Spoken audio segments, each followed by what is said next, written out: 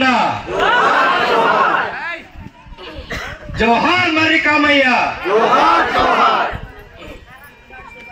జోహార్ కొమరం భీం, జోహార్ Tilka Manji, జోహార్ గాం గంటందర,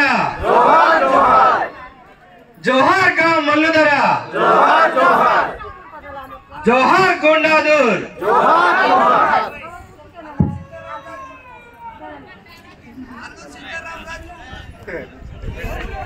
ఈనాటి భారతదేశంలో ముఖ్యంగా దండకారణ్య భూభాగంలో అనేకమైనటువంటి hydro power projects, mining projects, రకరకాల ప్రాజెక్ట్స్ భారతదేశ అభివృద్ధి కోరుతూ, ఆదివాసుల యొక్క అభివృద్ధి కోరుతూ నిర్మాణాలు చేపడుతున్నారు. మరి ఆ ప్రాజెక్టులు నిజమైనటువంటి అభివృద్ధి కోసమా లేదా అభివృద్ధి పేరుతో ఆదివాసీ ప్రాంతాలు ధ్వంసం చేయటానిక అనేటటువంటిది ఈవేళ దేశవ్యాప్తంగా చర్చలు జరుగుతున్నాయి. ఈ సందర్భంగా ఎందుకు కడుతున్నారో ఏమిటో అనేటటువంటిది ముఖ్యంగా ఈ ప్రాంతంలో ఉన్నటువంటి ఆదివాసులమైనటువంటి మనకు తెలియటం లేదు. కనుకనే మరి ఇటీవల నిన్న కాక మొన్న మరొక 2 ప్రాజెక్టులు, హైడల్ పవర్ ప్రాజెక్టులు మన అల్లూరు సీతారామరాజు జిల్లా అనంతగిరి మండలంలో నిర్మాణాలు చేపడుతున్నట్టు, మరి మన సీలేరులో మరొక పంపు స్టోరేజ్ నిర్మాణం చేపట్టడానికి సిద్ధమైనట్టు పత్రికా ప్రకటనలు రావడం జరిగింది. మరి ముఖ్యంగా ఈ ప్రాంతంలో ఉన్నటువంటి ఆదివాసులమైనటువంటి మనం తెలుసుకోవాల్సినటువంటి అవసరం ఉందని చెప్పేసి ఈవేళ మన సీలేరులో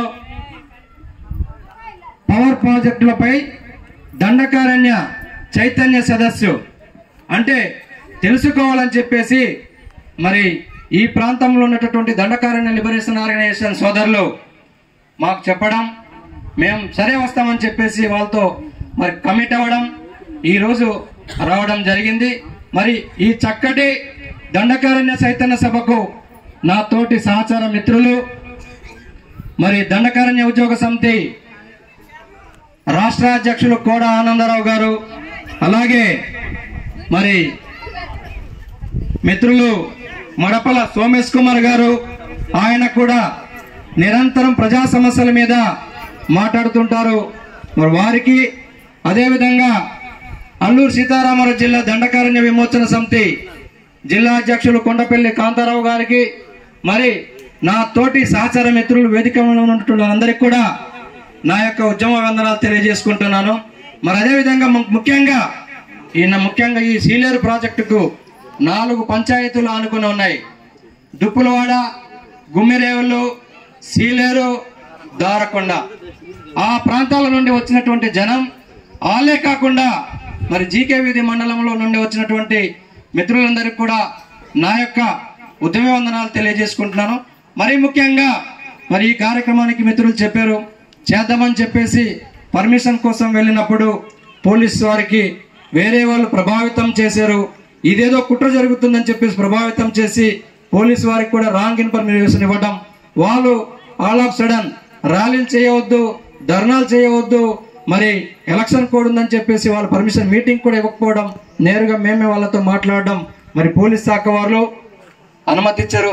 వారికి కూడా నా యొక్క ప్రత్యేకమైనటువంటి పోలీస్ శాఖ వారికి ధన్యవాదాలు తెలియజేసుకుంటున్నాను. మరి ఇక్కడ సీలేరులో జరుగుతున్నటువంటి ఈ సభ గోస బాగా ప్రపంచానికి తెలియజేయడానికి మరి ఇక్కడ విచ్చేసినటువంటి మిత్రులు, పత్రికా సోదరులు, మీడియా మిత్రులందరికీ కూడా నా యొక్క ఉద్యమ వందనాలు తెలియజేసుకుంటూ, సోదరులారా మీకు తెలుసు ఇప్పుడు మన దండకారణ్య ఉద్యోగ సమితి రాష్ట్ర సమన్వయకర్త గంపదూర ధనంజయ్ గారు మాట్లాడుతూ ఈ ప్రాజెక్ట్ యొక్క ఇంపార్టెన్స్, ఈ ప్రాజెక్ట్ వలన నష్టాలు, ఈ ప్రాజెక్టు వలన ఆదివాసులు ఏమైపోతున్నారు, ప్రాజెక్టు కట్టడం వల్ల నిర్వాసితులైపోయినటువంటి గ్రామాలు, ఈ ప్రాజెక్టు వలన ముఖ్యంగా బూసుకొండ, జొన్నమామిడి ఆ ప్రజలు, అలాగే ఇక్కడ సీలేరులో ఉన్నటువంటి మిగతా జనం వాళ్ళకి ఏం జరుగుతుంది, వాళ్ళు ఎక్కడున్నారనేటటువంటిది చాలా వివరంగా వాళ్ళు తెలియజేశారు. మరలా నేను వాటి జోలికి నేను వెళ్ళదలుచుకోలేదు. కానీ అలాగే ఆనంద్ మాస్టర్ కూడా మరికొన్ని విషయాలు మీ అందరి ముందు ఉంచడం జరిగింది. సోదరులారా, నేను ఇప్పుడు ముఖ్యంగా చెప్పదలుచుకున్నది ఏంటంటే, భారతదేశ వ్యాప్తంగా మన ఆదివాసులు, భారతదేశానికి 29 రాష్ట్రాలు ఉంటే 10 రాష్ట్రాల్లో 5వ షెడ్యూల్ ప్రాంతం ఉన్నది. భారతదేశంలో 10 రాష్ట్రాలు ఈ 5వ షెడ్యూల్ ప్రాంతం ఉన్నది. ఈ 5వ షెడ్యూల్ ప్రకారం, భారత రాజ్యాంగం ప్రకారం వచ్చినటువంటి 5వ షెడ్యూల్ ఏం చేస్తుందంటే, ఈ భూభాగాన్ని అంతటిని కూడా ఏదైతే 10 రాష్ట్రాల్లో ఆదివాసీ ప్రాంతం 5వ షెడ్యూల్ ప్రాంతం ఉందో ఆ ప్రాంతాన్ని అంతటిని కూడా ఆదివాసులే పరిపాలించుకోవాలి అని చెప్పేసి భారత రాజ్యాంగం చెప్తుంది. ఆ ప్రాంతంలో ఉన్నటువంటి సంపద రాష్ట్ర ప్రభుత్వం కానీ భారతదేశ కేంద్ర ప్రభుత్వం కానీ ఎవరు కూడా వెళ్ళి చెట్టును కానీ పుట్టను గాను మట్టిని కానీ ముట్టడానికి వీల్లేదని చెప్పేసి 5వ షెడ్యూల్ చెప్తుంది అని స్పష్టంగా సాక్షాత్తు ఈ భారతదేశానికి అత్యున్నతమైనటువంటి న్యాయస్థానం సుప్రీం కోర్టు 1992-96లో చెప్పడం జరిగింది. కానీ మరి ఇక్కడ ఏం జరుగుతుంది? ఈ దండకారణ్య భూభాగంలో ఉన్నటువంటి సంపద ఎవరు కూడా ముట్టుకోవడానికి వీల్లేదని చెప్పేసి సాక్షాత్తు సుప్రీంకోర్టు చెప్తుంది. మరి ఎవరు ముట్టుకోకుండా చేస్తున్నారంటే మన పాలకులు, ఆదివాసులు పోయి ముట్టుకోవడానికి వీలు లేకుండా చేస్తూ, ఎవరైతే ఈ ప్రాంతంలో ఉన్నటువంటి ఆదివాసులు ఆ సంపదను ముట్టుకోకుండా చేస్తుంది కానీ బయట నుండి వచ్చేటటువంటి వాళ్ళు గద్దల్లాగా దాన్ని తన్నుకుపోతున్నారు.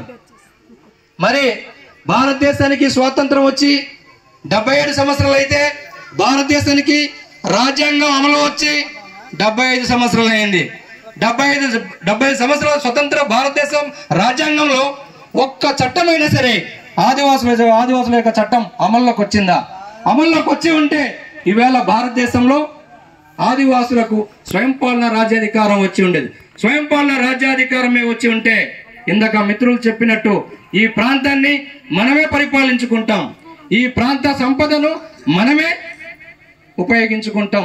మనం ఇవాళ మిత్రులు గంపతులు ధనుంజయ్ మాట్లాడినటువంటి మాటల్లో మాట్లాడుతూ ఆయన ఒక్క రోజు 1000 మిలియన్ల విద్యుత్ తయారవుతుంది, అంటే కోట్ల రూపాయలు విలువ చేసేటటువంటి కరెంటు తయారవుతుంది.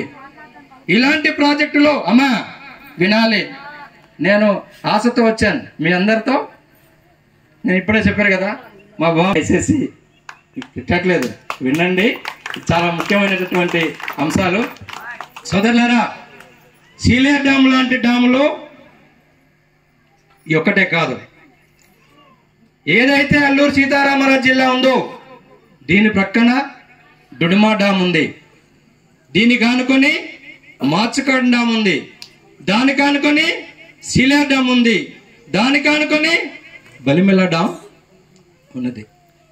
అంటే ఒక్క ప్రాజెక్టులో తయారయ్యేటటువంటి కరెంటు 1000 మిలియన్లు యూనిట్స్ ఒకే రోజు అయితే ఈ 4 డ్యాముల్లో తయారయ్యేటటువంటి ఉత్పత్తి ఎంత ఉంటుందండి? అక్కడ నుండి వచ్చేటటువంటి సంపద ఎక్కడికి వెళ్తుంది? ఎవరి బాగోగుల కోసం వెళ్తుంది? మరి ఇక్కడ ఉన్నటువంటి ఆదివాసులు స్థిరమైనటువంటి గృహం ఉన్నది మనకు లేవు. ఈ చుట్టూ అంతా ఫారెస్ట్ ఉంటుంది, టేకు చెట్లతో నింపబడి ఉంటుంది, రోజు వుడ్తో నింపబడి ఉంటుంది, ఇంకా విలువైనటువంటి అకేసియా చెట్లతో నింపబడి ఉంటుంది. ఆ కలప అంతా రాను రాను ఇవాళ ఏమైందంటే కొండలన్నీ బోడి కొండలు అయిపోతుంది. ఆ కట్టెలే ఆ చెట్లే కొట్టి ఉంటే మరి నీ ఇంటిలో సరైనటువంటి తలుపు కూడా లేదే. నీ ఇంటికి వచ్చి చూస్తే నీ తలుపు ఎలా ఉంటుంది? వెదురు కర్రలతో అల్లబడి నీ తలుపు వేలాడుతూ ఉంటుంది. ఆ కలప ఎక్కడికి వెళ్ళిపోతుంది? కలప నుండి వచ్చేటటువంటి సంపద ఎక్కడికి వెళ్తుంది? ఫారెస్ట్ వాళ్ళు తీసుకెళ్తున్నారు. ఫారెస్ట్ వాళ్ళు తీసుకెళ్లి ఎవరికి ఇస్తున్నారు? ఆదివాసులకు ఇస్తున్నారా? అంటే వేల కోట్ల రూపాయలు అడవుల నుండి వచ్చేటటువంటి డబ్బు సంపద, ఇట్లా పవర్ ప్రాజెక్టుల నుండి వచ్చేటటువంటి సంపద ఎక్కడికి తరలిపోతుంది? ఆదివాసులు ఈవేళ భారతదేశంలో వచ్చేటటువంటి ఆదాయంలో సుమారుగా 85% ఆదివాసి దండకారణ్య భూభాగం నుండి కేంద్ర ప్రభుత్వానికి వెళ్తుంది. 1,00,000 కోట్లు భారతదేశానికి, మొత్తం భారతదేశ సంపద సంవత్సరానికి 1,00,000 కోట్లు వెళ్తే అందులో 85,000 కోట్లు దండకారణ్య భూభాగ ఆదివాసీ ప్రాంతం నుండి కేంద్ర ప్రభుత్వానికి వెళ్తుంది. మరి ఈ దండకారణ్య భూభాగంలో ఎవరున్నారు? ఆదివాసులు ఉన్నాం. మరి ఆ సంపద అంతా ఎక్కడికో వెళ్తుంది. మనకు మిగిలింది ఏంటి? పేదరికం, ఇల్లు లేనితనం, తిండి లేనితనం. ఇంకా ఈ స్వతంత్ర భారత 77 సంవత్సరంలో కూడా ఇలానే ఉన్నాం. మరి ఎందుకు మన హక్కులు ఏమైపోతున్నాయి? చట్టసభల్లో మన ఎమ్మెల్యేలు లేరా? శాసనసభల్లో ఆదివాసీ ఎమ్మెల్యేలు లేరా? భారత పార్లమెంటులో మరి ఎంపీలు లేరా? మన ఎంపీలు లేరా? ఉన్నారు. ఈ 10 రాష్ట్రాలు ఏవైతే నేను 10 రాష్ట్రాలు అన్నానో ఆ 10 రాష్ట్రాల నుండి 45 మంది ఎంపీలు ఉన్నారు. ఎంతమంది? 45 మంది ఎంపీలు భారత పార్లమెంటులో ఉన్నారు. మన శాసనసభలో మొత్తం 175 మంది ఎమ్మెల్యేలు ఉంటే మన సోదరులు ఎంతమంది ఉన్నారు? 7 ఉన్నారు. మరి వీళ్ళకి అక్కడ మాట్లాడేటటువంటి హక్కు లేదా? ఉంది. మీకు తెలుసు కదా, ఈ దేశానికి పాలించినటువంటి ఒక గొప్ప ప్రధాని అటల్ బిహారీ వాజ్పేయి. ఎవరు? అటల్ బిహారీ వాజ్పేయి గారు. ఆయన కేవలం 13 మంది ఎంపీలతో ఈ దేశాన్ని ప్రధానమంత్రిగా పాలించారు. మరి 45 మంది ఎంపీలు ఉన్నటువంటి వాళ్ళు ఆదివాసుల నుండి ప్రధానమంత్రి కాలేరా? అవచ్చు కదా. కానీ వీళ్ళు కనీసం పార్లమెంట్లో మాట్లాడడానికి కూడా సాహసం వీళ్ళు చేయటం లేదు. ఎందుకు చేయటం లేదు అంటే ఈ ఎంపీలు ఏ పార్టీలో ఉన్నారు? ఈ ఎంపీలు ఏ పార్టీలో ఉన్నారు? కాంగ్రెస్ పార్టీలో ఉంటారు, బీజేపీలో ఉంటారు, వైసీపీలో ఉంటారు, టీడీపీలో ఉంటారు, రకరకాలైనటువంటి పార్టీల్లో ఉంటారు. ఆ పార్టీల్లో ఉన్నటువంటి ఎంపీలు ఎమ్మెల్యేలు ఏం చేస్తారు? ఎవరు చెప్పినట్టు వింటారు? ఓటు వేసి గెలిపించినటువంటి మీ మాట వింటారా? వినరు. ఎవరు చెప్పినట్టు ఉంటారు? వాళ్ళు పార్టీల అధినేతలు చెప్పినటువంటిది వాళ్ళు వింటారు. కనుకనే మనకున్నటువంటి చట్టాలు ఒక్కటి కూడా అమలు కావటం లేదు. మనం బ్రహ్మాండమైనటువంటి చట్టాలు భారత రాజ్యాంగం ప్రకారం ఉన్నాయి, కానీ అమలుకు నోచుకోలేదు. స్వతంత్రం వచ్చి 77 సంవత్సరాలు, రాజ్యాంగం అమలుకు వచ్చి 50 సంవత్సరాలు అయినప్పటికీ కూడా మన చట్టాలుగానే ఉండిపోయింది. మన పేదరికంగానే ఉండిపోయింది. ఈవేళ ఆదివాసులు మాత్రం నిరుపేదలుగానే ఉండిపోయింది. ఇక్కడ సంపద మాత్రం తరలించుకుపోతున్నారు. మనం మాట్లాడుతుంటాం, ఈ భారతదేశానికి పాలించినటువంటి బ్రిటిష్ వాళ్ళు 250 సంవత్సరాలు భారతదేశ సంపదను, భారతదేశంలో ఉన్న బంగారాన్ని, భారతదేశంలో ఉన్నటువంటి ఖనిజాలని అంతటిని కూడా తరలించుకుపోయి డొల్లా లాంటి భారతదేశాన్ని ఇస్తూ స్వాతంత్రాన్ని ప్రకటించారని చెప్పేసి. అవునండి, చరిత్ర ఇది చెప్తుంది. మరి ఇప్పుడు ఏం చేస్తున్నారంటే కేంద్ర రాష్ట్ర ప్రభుత్వాల్లో ఉన్నటువంటి రాజకీయ ప్రతినిధులు, పాలక వర్గాలు దండకారణ్య భూభాగంలో ఉన్నటువంటి ఈ ఆదివాసీ భూభాగంలో ఉన్నటువంటి సంపదను అంతటిని కూడా అభివృద్ధి పేరిట ప్రాజెక్టులు పెట్టి ఇక్కడ ఉన్నటువంటి సంపదనంతా తరలించుకుపోతున్నారని చెప్పడానికి నేను ఎక్కడో ఛత్తీస్గఢ్ ప్రాజెక్టు గురించి చెప్పక్కర్లేదు, జార్ఖండ్ ప్రాజెక్టు గురించి చెప్పక్కర్లేదు, ఢిల్లీలో ఉన్నటువంటి ప్రాజెక్టు గురించి చెప్పట్లేదు, మహారాష్ట్రలో ఉన్నటువంటి ప్రాజెక్ట్ చెప్తే మీకు అర్థం కావడం అవసరం లేదు.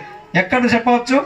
సీలేరులో ఉన్నటువంటి పవర్ ప్రాజెక్టు గురించి మనకు అర్థమవుతుంది. ఆ తయారయ్యేటటువంటి కరెంటు నుండి వచ్చేటటువంటి సంపద వాళ్ళకి పోతుంది, మన పేదరికం వెలుగే ఉంటుందని ఒక్కసారి మనం ఆలోచించినట్లయితే మనకు అర్థమవుతుంది. సోదరులారా, ఈవేళ కరెంటు కిరండోల్లో నుండి వెళ్ళేటటువంటి ఐరన్ ముడి సరుకు మనం కిరండోల్లో ఆదివాసులు ఆపివేస్తే స్టీల్ ప్లాంట్ మూసుకుపోతాయి, జపాన్ ప్రాజెక్టులు మూసుకుపోతాయి, దుర్గాపూర్ స్టీల్ ప్రాజెక్టు, అనేకమైనటువంటి ప్రాజెక్టులు ఉన్నాయి, స్టీల్ ప్రాజెక్టులు ఉన్నాయి, ఐరన్ ప్రాజెక్టులు ఉన్నాయి, బొగ్గు ప్రాజెక్టులు ఉన్నాయి. ఈ ప్రాజెక్టులు అన్నింట్లో వచ్చేటటువంటి డబ్బులో కనీసం మిత్రులు ఉన్నట్టు 5% ఖర్చు పెడితే ఈవేళ ఆదివాసుల బతుకులు నిగనిగలాడిపోయి ఉండేది. మేడల్లో ఉండేవాళ్ళు మిద్దెల్లో ఉండేటటువంటి పరిస్థితి ఉండేది. కానీ దురదృష్టం, ఇప్పటికీ నిరాక్షరాస్యులుగానే ఉంటున్నాం. సరైనటువంటి తిండి లేక, సరైనటువంటి ఇల్లు లేక ఈవేళ నిర్వాసితులుగానే ఈవేళ మిగిలి ఉన్నటువంటి పరిస్థితి. కనుకనే అన్నింటినీ పరిశీలించివే దండకారణ్య లిబరేషన్ ఆర్గనైజేషన్ ఈవేళ జనాల ముందుకు ఏమంటుందంటే, ఒరే నాయనా, ఎన్ని చట్టాలున్నా, భారత రాజ్యాంగంలో ఎన్ని చట్టాలున్నా, ఆ చట్టం ప్రకారం ఎన్ని చట్టాలున్నా సరే అవి అమలుకు నోచుకోవట్లేదు. 50 సంవత్సరాలు అయిపోయినప్పటికీ అమలుకు నోచుకోలేదు. కనుక మనకు రాజ్యాంగం ఏం చెప్తుందో 5వ షెడ్యూల్ స్వయం పాలన రాజ్యాధికారం అడుగుదాం. స్వయం పాలన రాజ్యాధికార పోరాటం చేద్దాం. మన భూమిని మనమే పాలించుకోవాలి, మన ప్రాంతాన్ని మనమే పాలించుకోవాలి అని చెప్పేసి ఈ రాష్ట్రానికి, మరి ఈ దేశానికి రాజ్యాంగం చెప్తుంది. కనుక ఏ రాజ్యాంగం అయితే స్వయం పాలన రాజ్యాంగం ఇవ్వాలని చెప్పేసి ఆదివాసులు చెప్పాలని చెప్తుందో ఆ రాజ్యాంగం ప్రకారమే మనకు స్వయం పాలన రాజ్యాంగం ఇవ్వాలని చెప్పేసి మన పాలకుల్ని అడుగుదామని చెప్పేసి ఈవేళ దండకారణ్య లిబరేషన్ ఆర్గనైజేషన్ స్వయం పాలన రాజ్యాధికారం కోసం పోరాటం అనేటటువంటిది చేస్తుంది, ఉద్యమం చేస్తుంది. మరి ఏంటి ఆ స్వయం పాలన అనేటటువంటిది ప్రజలకు తెలియజేయవలసినటువంటి అవసరం ఉందని చెప్పేసి ఈవేళ సోదరులంతా కూడా, ఆ వేదిక మీద ఉన్నటువంటి సోదరులంతా కూడా కంకణం పట్టుకొని జనం ముందుకు వెళ్ళడం అనేటటువంటి జరిగింది. సోదరులారా, ఆ ఆశయంతో దండకారణ్య లిబరేషన్ ఆర్గనైజేషన్ DLO ఈ భారతదేశానికి ఆదివాసులకు విముక్తి, ఆదివాసులకు అభివృద్ధి, సకల సమస్యలకు విముక్తి కలగాలంటే భారతదేశంలో ఉన్నటువంటి ఆదివాసులకు రాజ్యాధికారం తప్పనిసరి. ఆ రాజ్యాధికారమే నీ చేతుల్లో ఉన్నట్లయితే నీకు కావాల్సినటువంటి ప్రాజెక్టులు నీవు కట్టుకుంటావు, నీకు కావాల్సినటువంటి ఉద్యోగాలు మీ వాళ్ళకి ఇచ్చుకుంటావు, నీ ప్రాంతాన్ని నీవు పరిపాలించుకుంటావు. కనుకనే స్వయం పాలన నినాదంతో జనానికి అర్థమయ్యేటట్లు చైతన్యం చేయవలసినటువంటి అవసరం ఉందని చెప్పేసి ఇవాళ దండకారణ్య లిబరేషన్ ఆర్గనైజేషన్ దేశవ్యాప్తంగా జనం ముందుకు వెళ్తుంది. సోదరులారా, మరి భారతదేశంలో ఉన్నటువంటి 5వ షెడ్యూల్ ప్రాంతం ఈ 10 రాష్ట్రాల్లో ఈవేళ మరి ఎప్పుడైతే స్వయం పాలన అన్నామో ఆ రోజు నుండి ఈవేళ ఒక్కొక్కటిగా జనం ముందుకు వెళ్ళేటటువంటి పరిస్థితి చేస్తున్నాం. ఈవేళ చాలా రాష్ట్రాల్లో కూడా, తెలంగాణ రాష్ట్రంలో కూడాను ఆదివాసులంతా కూడా మాకు స్వయం పాలన రాజ్యాధికారం కావాలని చెప్పేసి దేశవ్యాప్తంగా స్వయం పాలన పోరాటాలు చేస్తున్నారు. ఎందుకు అని చెప్పేసి అంటే రాజ్యాంగంలో గొప్ప చట్టాలు ఉన్న మాకు అమలు కావట్లేదు. కనుక ఈవేళ మనం చూస్తున్నాం, మిత్రులు అంటున్నారు, ఏం పేరు, తమ్ముడు పేరు వచ్చి మాట్లాడారు, ఇప్పుడు ఇక్కడ నుండి మీరు వెళ్ళిపోండి అంటూ కాగితాలు ఇచ్చారని చెప్పేసి. మీరు వెళ్ళకపోతే ఏం చేస్తున్నారు, బుల్డోజర్లు పెట్టి మీ గ్రామాన్ని నెట్టేస్తున్నారు. అట్లాంటి పరిస్థితి దేశవ్యాప్తంగా అన్ని ప్రాంతాల్లో జరుగుతున్నాయి. ప్రభుత్వం ఒకటి అభివృద్ధితో చెప్తుంది, కానీ అభివృద్ధి అంటే ఏంటి, మనిషి అభివృద్ధి చెందాలి. కానీ ఆ అభివృద్ధి పేరుతో ధ్వంసం అనేటటువంటి నీ గూడెలు ధ్వంసం చేస్తున్నారు, మీ ఇల్లు ధ్వంసం చేసేటటువంటి పరిస్థితులు ఈవేళ చేస్తున్నారు. రాష్ట్ర ప్రభుత్వం, కేంద్ర ప్రభుత్వం ఒక మంచి సంకల్పంతో అభివృద్ధి మాట్లాడుతుంది, కానీ ఇవన్నీ కూడా కొల్లగొట్టేది ఎవరు అని చెప్పేసి మనం ప్రశ్నించవలసినటువంటి అవసరం ఉన్నది. కనుక సోదరులారా, ఈవేళ మిత్రులు అన్నారు, మన హక్కులు అడుక్కుంటే రావు, పోరాటాల ద్వారానే వస్తాయి. ఈవేళ దురదృష్టం, తిండి కోసం పోరాటం చేయవలసినటువంటి పరిస్థితి. ఈవేళ చూడండి, మీ పిల్లలే, మా పిల్లలే చాలా ఈ మధ్యకాలంలో చూస్తుంటారు, పాఠశాలల్లో పిట్టల్లాగా రాలిపోతున్నారు. గత 2 సంవత్సరాల్లో 100 మంది ఆదివాసీ విద్యార్థులు పాఠశాలలో చనిపోయారు. ఎందుకు అని చెప్పేసి మేము సర్వే చేసినప్పుడు సరైనటువంటి తిండి లేకపోవడం వలన, సరైనటువంటి తిండి లేకపోవడం వలన, సరైనటువంటి వైద్యం లేకపోవడం వలన. కనుకనే ఈవేళ అందరూ కూడా భారతదేశంలో ఉన్నటువంటి అన్ని వర్గాల ప్రజలు స్వయం పాలన అనేటటువంటి ఆలోచన వైపు ఆలోచించాలని చెప్పేసి మేము సుదీర్ఘంగా మరి 1994 నుండి మొన్నటి దాకా ఈ కార్యక్రమం DLO జనంలోకి తీసుకెళ్తూ ఈవేళ ఇది కేవలం దండకారణ్య విమోచన సమితి జనంలోకి తీసుకెళ్లడం కష్టం. కనుక ఎవరు చేయాలి, ఎవరెవరైతే ఆదివాసేతర పార్టీలు, ఇందాక చెప్పినటువంటి పార్టీల్లో ఉన్నటువంటి ఆదివాసీ రాజకీయ నాయకులు ఉన్నారో వాళ్ళందరినీ కూడా మనం కలుపుకొని వెళ్ళవలసినటువంటి అవసరం ఉన్నది. అన్ని పార్టీల్లో మన రాజకీయ నాయకులు, ఆదివాసీ రాజకీయ ప్రతినిధులు ఉన్నారు, వాళ్ళందరినీ కూడా మనం కలుపుకొని వెళ్ళాలి. ప్రతిపక్షంలో ఉన్న, అధికార పక్షంలో ఉన్న వాళ్ళని కలుపుకొని మనం జనంలోకి చైతన్య కార్యక్రమాలు చేపట్టవలసినటువంటి అవసరం ఉంది. అంతేకాకుండా ఈ ప్రాంతంలో అనేక మంది ప్రజా సంఘాలు ఉన్నాయి, ప్రజా సంఘంను కూడా కలుపుకొని జనంలోకి వెళ్ళాలనేటటువంటి ఒక ఉద్దేశంతో ఈవేళ డిఎల్ఓ దండకారణ్య లిబరేషన్ ఆర్గనైజేషన్ శ్రీకారం చుట్టి ఉంది. సోదరులారా, దాంట్లో భాగంగానే గత సెప్టెంబర్ 9వ తారీఖున మన ప్రాంతంలో ఉన్నటువంటి ఎమ్మెల్యేలు, మాజీ ఎమ్మెల్యేలు, అన్ని పార్టీల వాళ్ళందరినీ కూడా పాడేరులో కూర్చోబెట్టి భారతదేశంలో ఉన్నటువంటి ఆదివాసులకు మరి స్వయం పాలన రాజ్యాధికారం ఎందుకు కావాలో అనేటటువంటిది ఆ సమావేశంలో వాళ్ళ ముందు చెప్పడం జరిగింది. దానికి ఆంధ్రప్రదేశ్ లో ముఖ్యంగా ఈ అల్లూరు సీతారామరాజు జిల్లాలో ఉన్నటువంటి ప్రజాప్రతినిధులుగా మీ బాధ్యత ఏంటో అని చెప్పేసి వాళ్ళ ముందు ఉంచడం జరిగింది. ఆ ప్రయత్నంలో భాగమే ఈవేళ ఈ చైతన్య సదస్సులు అనేటటువంటిది జనంలోకి తీసుకెళ్లడం అనేటటువంటిది జరుగుతుంది. ఒక్కటి మాత్రం నిజం సోదరులారా, నేను విద్యార్థి దశ నుండి అంటే 1993 నుండి విద్యా సంఘాల్లో ఉన్నాను. తర్వాత మరి దండకారణ్య లిబరేషన్ ఆర్గనైజేషన్ ఉన్నాను. ఆ తర్వాత మిత్రులు ఇప్పుడే చెప్పారు, ఇప్పుడు నేను ఒక ఇంజనీర్ని, మీ బిడ్డాడిని, మీ ఆదివాసి బిడ్డాడిని, నేను ఒక ఇంజనీర్ని. నేను దుప్పటి కప్పుకొని కూర్చొని ఇంట్లో పడుకోవచ్చు. మీ అందరికీ తెలుసు, నాకు మంచి జీతం వస్తుంది. ఎక్కడికి ఎవరు పక్క ఇంటి వాడిని కూడా పట్టించుకోవాల్సిన అవసరం నాకు లేదు. కానీ నేను ఎక్కడి నుండి వచ్చానో నా జాతి కోసం, ఆ జాతి ఎలా ఉంది అనేటటువంటిది ఆలోచించినప్పుడు నిద్రపోతే నిద్ర పట్టదు. నేను ఎక్కడి నుండి వచ్చానో ఆ జాతి కోసం ఒక్క క్షణం ఆలోచిస్తే నిద్ర పట్టదు సోదరులారా. మొన్న మన ఆదివాసులకు వెన్నెముక లాంటి 1/70 భూబదలాయింపు చట్టం మార్చాలని చెప్పేసి ప్రభుత్వ పాలకులు ఒక మాట్లాడినప్పుడు 48 గంటలు బంద్కు మనం పిలుపునివ్వడం జరిగింది. 48 గంటలు బంద్కు పిలుపునిచ్చి మరి ఒక్క రోజు మనం బంద్ చేస్తే రాష్ట్ర ముఖ్యమంత్రి సాక్షాత్తు చంద్రబాబు నాయుడు గారు 170 జోలికి మేము రామ్, 170ని మార్చే ప్రసక్తే లేదు, 170ని మేము కట్టుబడి ఉంటాం, మరి ఆదివాసుల యొక్క సంస్కృతి సాంప్రదాయాలను రక్షిస్తే ఈ దేశాన్ని మేము రక్షించినట్టు మేము ఆదివాసులకు ఎట్లాంటి నష్టం జరిగేటటువంటి ప్రయత్నం మేము చేయమని చెప్పేసి ఆయన ప్రకటించడం జరిగింది. ఆ రోజు నుండి నిన్నటి దాకా కూడా నాకు నిద్ర లేదు మిత్రులారా. చెప్పాను ఈరోజు ఎందుకు నిద్ర లేదు మీకు చెప్పడం జరిగింది.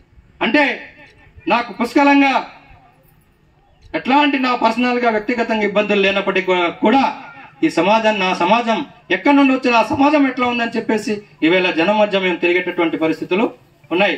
మిత్రులు చాలా మంది చెప్తుంటారు, ఉద్యోగస్తులు వేదిక లెక్కకూడదు, ప్రభుత్వానికి వ్యతిరేకంగా మాట్లాడకూడదు, మాట్లాడితే ఏదో అయిపోతుంది. కానీ ఇదే చెప్తున్నాను, నేను నా జాతి నుండి వచ్చాను. ఆ జాతికి అన్యాయం జరిగినప్పుడు, అన్యాయం జరుగుతుంది అంటే అది ప్రభుత్వానికి వ్యతిరేకం కాదు. నా జాతికి అన్యాయం జరుగుతుంది, నా జాతికి ఇబ్బంది జరుగుతుంది అని మాట్లాడేటటువంటి మాట ప్రభుత్వాన్ని దృష్టికి తీసుకెళ్లడానికి అది ప్రభుత్వ వ్యతిరేకమైన కార్యక్రమం కాదని భావించి ఈవేళ ఇలాంటి మీటింగ్స్ లో మొన్న బంద్లో కూడా అందరితో పాటు పాల్గొనడం అనేటటువంటిది జరిగింది. కనుక సోదరులారా, ఇవన్నీ ఎందుకు చెప్తున్నానంటే ఈవేళ సామాన్యుడు మొదలుకొని ఆదివాసి బిడ్డగా ఐఏఎస్ ఆఫీసర్లు అయినటువంటి ఆదివాసి బిడ్డలందరూ కూడా మన సమాజం కోసం వెనక్కి తిరిగి ఆలోచించాలని చెప్పేసి ఈ దండకారణ్య చైతన్య సదస్సు మరి సభావేదికగా ఆదివాసి మిత్రులందరికీ కూడా నేను కోరుతున్నాను. జై ఆదివాసి, జై ఆదివాసి, వర్ధిల్లాలి ఆదివాసుల ఐక్యత, వర్ధిల్లాలి ఆదివాసుల ఐక్యత. కనుక సోదరులారా, ఈవేళ ప్రభుత్వ సంకల్పం చాలా మంచిది. ఆదివాసుల అభివృద్ధి చెందాలంటున్నారు, ప్రాజెక్టులు పెడుతున్నారు. కానీ ఆ ప్రాజెక్టులు నడిపించేటటువంటి వ్యవస్థ మాత్రం దోపిడీ చేస్తుంది. కనుకనే ఈవేళ ప్రాజెక్టుల పేరిట ప్రభుత్వాలు అభివృద్ధి అని చెప్పేసి మాట్లాడుతూ అభివృద్ధి పేరిట ఆదివాసీ ప్రాంతాన్నంతా, ఆదివాసీ జీవితాలంతా ధ్వంసం చేస్తుందని చెప్పేసి ఈవేళ భారతదేశంలో ఉన్నటువంటి మేధావులంతా కూడా మాట్లాడుతున్నారు. మనం మన సమాజం కోసం ఆలోచించినట్లయితే మనకు అర్థమవుతుంది. ఈవేళ ఇదేంటి, దండకారణ్య లిబరేషన్ ఆర్గనైజేషన్ వాళ్ళు భారతదేశంలో ఉన్నటువంటి 5వ షెడ్యూల్ సుమారుగా 3,04,084 చదరపు కిలోమీటర్లు, ఈ 10 రాష్ట్రాల్లో ఉన్నటువంటి దండకారణ్య భూభాగం 5వ షెడ్యూల్ భూభాగం విస్తీర్ణం.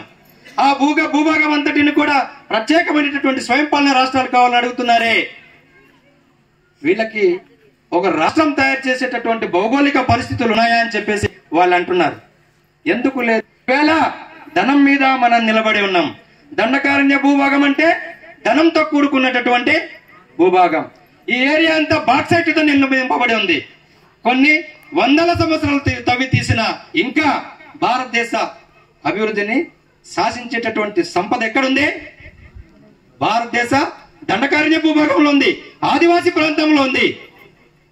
ఇందాక చెప్పాను, ఈ దేశ జీడిపిలో, దేశ సంపదలో 85% ఆదివాసీ ప్రాంతం నుండి భారతదేశానికి వెళ్తుంది. కానీ 90% ఆదివాసులు ఈవేళ ఇప్పటి వరకు కూడా నిరుపేదలుగా ఉండడం ఇది ఆశ్చర్యం అని చెప్పేసి మేము తెలియజేస్తున్నాం. కనుకనే ఈవేళ ఈ భారతదేశంలో ఎన్ని చట్టాలున్నా అవి అమలుకు నోచుకోకుండా, ఆదివాసులుగా బతుకులకు అభివృద్ధికి నోచుకోకుండా ఉందంటే కేవలం చట్టాలు నిర్వీర్యం అవుతున్నాయి. స్వతంత్ర భారతదేశంలో 50 సంవత్సరాల రాజ్యాంగం అమల్లోకి వచ్చిన జరగట్లేదంటే మరి అది పాలకుల వైఫల్యం అని చెప్పేసి అంటూనే, కనుకనే సకల సమస్యలకు ఆదివాసులు ఎదుర్కొన్నటువంటి భారతదేశ సకల సమస్యల పరిష్కారం ఏకైక మార్గం రాజ్యాధికారం. అదే స్వయం పాలన రాజ్యాధికారం. మీకు తెలుసు, ఆ అధికారం ఉంటే మనం ఏమైనా చేసుకోవచ్చు. జార్ఖండ్ లో ఈవేళ అక్కడ రాష్ట్ర ముఖ్యమంత్రి శిబు సోరెన్ కుమారుడు హేమంత్ సోరెన్, నా ప్రాంతాన్ని నేను పాలించుకున్నా అని చెప్పేసి సుమారుగా 70 సంవత్సరాలు పోరాటం చేసి జార్ఖండ్ ముక్తి మోర్చా శిబు సోరెన్ వ్యవస్థాపకుడు పోరాటం చేసి ఆ రాష్ట్రాన్ని వాళ్ళు సాధించుకోగలిగారు. ఈవేళ అక్కడ ముఖ్యమంత్రి ఎవరు? హేమంత్ సోరెన్, ఒక ట్రైబ్. ఆయన ఏమన్నాడంటే, మిత్రులారా, నేను ఈ పాలకులు అంటున్నట్టు నా మతం క్రైస్తవ మతం కాదు, ఈ పాలకులు అంటున్నట్టు నా మతం హిందూ మతం కాదు, ముస్లిం మతం కాదు, నాదే మతం ఆదివాసి. ఏంటది? ఆదివాసిని. ఈ భారతదేశ సృష్టికర్త భారతదేశం ఎవరిదని అంటున్నారు ఈవేళ మేధావులు సైతం? ఆదివాసులు అంటున్నారు భారతదేశం. సోదరులారా, ఈ భారతదేశమే ఆదివాసులు అంటున్నారు. కానీ ఈవేళ పేదలతో నిండినటువంటి దేశం కూడా, ఆదివాసీ పేదలతో నిండినటువంటి దేశం కూడా భారతదేశం మరి ఉండడం శోచనీయం, బాధాకరం. కనుకనే హేమంత్ సోరెన్ ఒక రిజల్యూషన్ పాస్ చేసే తీర్మానం, మాది ఆదివాసీ మతం అని కేంద్ర ప్రభుత్వానికి సిఫార్సు చేయడం జరిగింది. అంటే నీ చేతిలో రాజ్యాధికారం ఉంటే మన హక్కుల్ని మనం తయారు చేసుకుంటాం. ఎక్కడ ఏ ప్రాజెక్టులు ఎట్లా కట్టాలో మనకు తయారు చేసుకుంటాం. నీ దొడ్డిలో ఏముందో నీకు తెలుసు, అవి ఎట్లా ఉపయోగించుకోవాలో చేసుకుంటాం. కనుకనే భారతదేశం ఉన్నటువంటి ఆదివాసులు సమస్యలు అన్నిటికీ మూలం స్వయం పాలన రాజ్యాధికారం అని చెప్పేసి మిత్రులు పత్రికా సోదరులు అనుకుంటున్నాను. మరి ఇందాక మాట్లాడేంత మీరు లేరు కనుక నేను మళ్ళీ రివైజ్ చేసేది రాజ్యాధికారం అని చెప్పేసి సభాముఖంగా నేను తెలియజేస్తున్నాను. సో మరి ముఖ్యంగా సీలేరు ప్రాజెక్ట్, పవర్ ప్రాజెక్ట్, ఇప్పటి వరకు ఉన్నటువంటి పవర్ ప్రాజెక్ట్ పంపు స్టోరేజ్లకు అదనంగా మరొక ప్రాజెక్ట్ చేస్తున్నారు. అక్కడ మరి ఉన్నటువంటి నిర్వాసితులకి సంపూర్ణమైనటువంటి పునరావాసం కల్పించవలసిన బాధ్యత ఆ జన్కోవల్దని చెప్పి సభాముఖంగా నేను తెలియజేస్తూ, అదే కాకుండా ప్రస్తుతం ఉన్నటువంటి ప్రాజెక్టులో ఉన్న నిర్వాసితులైనటువంటి జొన్నమామిడి, బూసుకొండ వాళ్ళకి కనీసం సరైనటువంటి ఇల్లు కూడా లేనటువంటి పరిస్థితి. వారికి కూడా జెన్కో ఆలోచన చేయాలని చెప్పేసి నేను తెలియజేసుకుంటూ, అలాగే మరి జెన్కో సోదరులు 100 సంవత్సరాలు లీజు తీసుకున్నట్టున్నారు. ఆ లీజ్ అగ్రిమెంట్ లో ఏమున్నాయో శ్వేతపత్రం విడుదల చేయాలని చెప్పేసి ఈ సందర్భంగా నేను ఈ వేదిక సందర్భంగా డిమాండ్ చేస్తున్నాను. సాధారణంగా ఒక ప్రాజెక్టు పెడుతున్నారంటే ఆ ప్రాజెక్టు మూలంగా ఎఫెక్ట్ అయ్యేటటువంటి ఏరియాలో ఉన్న ప్రజలందరినీ కూడా ప్రొటెక్ట్ చేయవలసినటువంటి బాధ్యత కూడా ఆ ప్రాజెక్టు రాలేదే. కానీ సీలేరులో ఉన్నటువంటి ఆదివాసులకు పరిస్థితి అన్నట్టు లేవు. ఇందాక మా మిత్రులు అంటున్నారు, ఈ రిజర్వాయర్లో ఉన్నటువంటి చేపలకు కూడా భద్రత ఉంటుంది, కానీ ఇక్కడ ఉన్నటువంటి ఆదివాసులకి భద్రత లేదు. కనుక దయచేసి పత్రికా సోదరులు దీన్ని హైలైట్ చేయండి. ఇది ఈ ప్రాజెక్టు వలన ప్రాజెక్టులకి మళ్ళీ మేము వ్యతిరేకం కాదు. దండకారణ్య విమోచన సమితి ప్రాజెక్టు కోసం వ్యతిరేకం కాదు. ప్రాజెక్టుల మూలంగా నాశనం చేస్తున్నటువంటి వాటికి మాత్రమే మేము వ్యతిరేకం. కనుక మరి జెన్కో సోదరులకి ఈ వేదిక ముందు అడుగు మేము డిమాండ్ చేస్తున్నాం. ఎట్టి పరిస్థితుల్లో గతంలో నిర్వాసితులైనటువంటి ఆదివాసీ కుటుంబాలకు ప్రస్తుతం పార్వతీనగర్ ఆదివాసీ మిత్రులకు కూడా సరైనటువంటి పునరావాస సౌకర్యాలు కల్పించకపోతే మరి ఈవేళ మేము ర్యాలీ రూపంగా చేయాలనుకున్నాం, కానీ కొన్ని ప్రత్యేక కారణాల వలన వాళ్ళు అనుమతించలేదంటే ఏం కాదు ఎలక్షన్ కోడ్ అని చెప్పేసి అంటూ మేము మా వాళ్ళకి ఎడ్యుకేట్ చేయాలి, చైతన్యం చేసే సభ సార్, దీనివల్ల మీకు అల్లర్లే ఉండవని చెప్పి చెప్పినప్పుడు మీటింగ్కి వాళ్ళు అనుమతి ఇవ్వడం జరిగింది. కానీ మేము చెప్తున్నాం, సీలేరు ఒక గ్రామానికి కాదు, సీలేరు పంచాయతీ కాదు, దుప్పులవాడ పంచాయతీ కాదు, ఈ సమస్య గుమ్మిరేవులది కాదు, దారకొండది కాదు. ఈ సమస్యని మేము భారతదేశ ఆదివాసులది కూడా ఆదివాసులుగా తయారు చేసేటటువంటి మరో ఉద్యమానికి మేము తార్కణం చుడతామని చెప్పేసి ఈ సందర్భంగా మేము తెలియజేస్తున్నాం. దయచేసి జెన్కో సోదరులు ఆలోచించాలి. నష్టపోతున్నటువంటి ఆదివాసీ, ఆకలిస్తున్నటువంటి ఆదివాసీ తమ సమస్యను భావి ప్రపంచానికి తెలుసుకోవాలని ప్రయత్నం చేస్తున్నప్పుడు పోలీసు వ్యవస్థకి ఇంప్లైన్ చేసి సభను అడ్డుకోవడానికి ప్రయత్నం చేశారు. అది దుర్మార్గమైన చర్య అని చెప్పేసి, అది రెచ్చగొట్టేటటువంటి సమస్య అని చెప్పేసి నేను జెన్కో అధికారులకు ఈ సందర్భంగా నేను హెచ్చరిస్తున్నాను. ఎందుకంటే ఈవేళ పోలీసు వ్యవస్థ కూడా పూర్వంలాగా లేదు. పోలీసులు కూడా జనంతో కలిసి పని చేయడానికి సిద్ధమవుతూ చైతన్యం చేసే కార్యక్రమంలో వాళ్ళు కూడా భాగస్వాములు అవుతున్నారు. అలాంటి వాళ్ళకి ఈ ఉద్యమాలన్నింటినీ దూరం చేసేటటువంటి కార్యక్రమాల్లో ఇక్కడ వచ్చేటటువంటి ఇండస్ట్రియలిస్టులు ప్రయత్నం చేయడం తప్పని చెప్పేసి ఈ సందర్భంగా జెన్కో అధికారులకు నేను హెచ్చరిస్తున్నాను. దయచేసి కనుక సోదరులారా, మరి ఇవే కాదు, మనకు అనంతగిరి మండలంలో కూడా హైడల్ పవర్ ప్రాజెక్టులు ప్రభుత్వం మరి కేబినెట్ ఆమోదించినట్టు అది చెప్పినారు. కనుక అది కూడా వాళ్ళు సరైనటువంటి సమగ్రమైనటువంటి ఆదివాసులు పునరావాసం కల్పించే ముందు ప్రకటించిన తర్వాతే చేయాలి తప్ప మీ నిర్ణయాలు మరి ప్రకటించడం వీల్లేదని చెప్పేసి వెనక్కి తీసుకోవాలని చెప్పేసి ఈ సందర్భంగా మరి నేను తెలియజేస్తూ మరి సోదరులారా, ఆదివాసీ సోదరులారా, మీరందరూ కూడా రాజకీయ పార్టీలకు అతీతంగా, ప్రజా సంఘాలకు అతీతంగా, అలాగే గిరిజనేతర సోదరులారా, ఈ ప్రాంతానికి మీరు వచ్చి వ్యాపారం చేయడాన్ని మేము తప్పు పట్టడం లేదు. ఈ ప్రాంతానికి అందరితో సమన్వయంగా ఉండడాన్ని కూడా మేము తప్పు పట్టడం లేదు.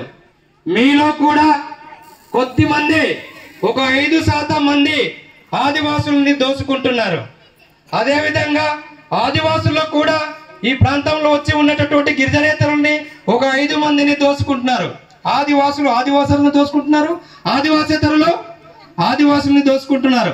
మేమంటున్నాం, గతంలో కూడా అన్నాం, దోపిడీ ఎవరు చేసినా దోపిడే. గిరిజనేతరుడిని దోచుకున్నా, గిరిజనుడు దోచుకున్నా దోపిడే. అందరూ కూడా ఈ దేశాన్ని రక్షించేటటువంటి, పాలించేటటువంటి భారత రాజ్యాంగాన్ని కంట్రోల్లో ఉండవలసిందే, భారత రాజ్యాంగాన్ని గౌరవించవలసిందే. భారత రాజ్యాంగాన్ని గౌరవించేటటువంటి అంతమంది సోదరులు ఆ రాజ్యాంగం ప్రకారం వచ్చినటువంటి చట్టాన్ని గౌరవించాలి. ఆ చట్టం ప్రకారం వచ్చినటువంటి జీవుల్ని గౌరవించాలి. కొద్దిమంది ఆదివాసేతర సోదరులు, గిరిజనేతర సోదరులు ఇక్కడ ఉన్నటువంటి చట్టాలను ఉల్లంఘిస్తున్నారు. వాళ్ళు ఎట్లా ఉల్లంఘిస్తున్నారంటే, ఇక్కడ వ్యాపార నిమిత్తం ఇక్కడ ఆదివాసులతో మమేకమై ప్రశాంతంగా జీవిస్తున్నటువంటి గిరిజనేతరుల యొక్క మద్దతును తీసుకొని వాళ్ళకి రెచ్చగొట్టి ఆ 5% మంది దోపిడీ గిరిజనేతరులు నష్టం కలిగిస్తున్నారు. కనుక ఈ ప్రాంతంలో ఉన్నటువంటి గిరిజనేతర సోదరులు కూడా ఆలోచించుకోవాలి.